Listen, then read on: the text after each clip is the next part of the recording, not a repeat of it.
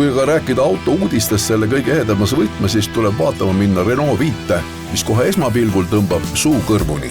Ta ei ole kellegi pealt tehtud, teda on inspireerinud kunagine vana Renault 5. Ja jah, tal on hästi rõõmsad värvid, see roheline isegi on üsna tagasihoidlik, meil on tegelikult ka hästi kena kollane ja kõik muud. Ja ta on ikka väga tõsine auto. Selles mõttes, kui tehniliselt vaadata, siis ta teeb silmad ette ikka nii mitmelegi suurele. Aga nagu see on see Euroopa ja Eesti autoturgude nagu selline erinevus, eks ole, et Euroopas ostetaksegi väiksemaid autosid, eestlased tahavad suuri autosid, et see natukene meile siin muret valmistab, aga see auto on saanud nagu super hea vastuvõttu, et tõesti kõik ajakirjanikud, kliendid, kes temaga sõita on proovinud, tulevad tagasi, ütlevad lihtsalt vau, et ta avaldab muljet, tema tehnilised näitajad on super head, nii et ilmaasjata ei ole ta valitud selle aasta autoks Euroopas. Pilk juhi töökohale reedab kohe seda, et istuksid nagu kuskile mänguarvuti taha kodus ja hakkaksid kihutama valitud ringrajal. Nüüd, mis puudutab ekraane, siis seal on toimunud ka jällegi suur areng.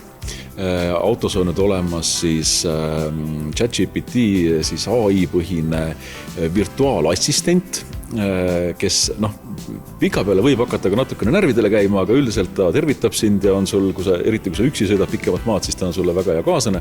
Sa saad vestelda temaga ükskõik mis teemadel, ta räägib sulle ilma teate ära, ta ütleb sulle, kus on lähimad laadimisjaamad ja nii edasi. Et ühesõnaga, see areng on olnud jälle väga suur. Nii et esimene reaalne kitt Eesti teedel, kui pikalt ta kohe laadimisega kulgeda saab. Tal on nüüd saadaval 2 eri mahtu akut, on siis 40 kW-tunnine, 52 kW-tunnine ja sellel 52 on siis 400 kilomeetrit see VLTP sõiduulatus. Nii et see on täiesti normaalne.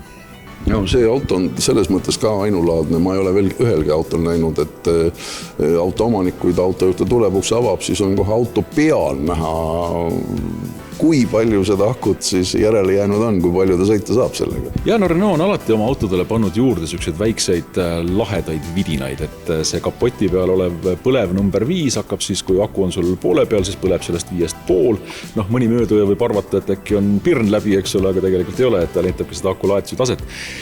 Ja neid selliseid nipiga asju on sellel autol veel saadaval. Seal sa võid näiteks osta omale armatuurlauale pikasaia hoidiku, mis on punutud.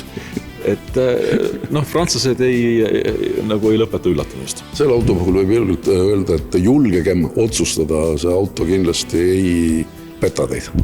Kõigepealt julgege proovida, et Paldiski maant 105 ABC Motorisse on meil autot koha peal olemas. Tänaseks on vist müüdud, kui ma õigesti mäletan, 10 tükki neid, mis tegelikult nii väikse auto kohta Eestis on üsna okei tulemus. Kõigepealt julgege proovida ja siis küll selle otsuseni ka jõuab.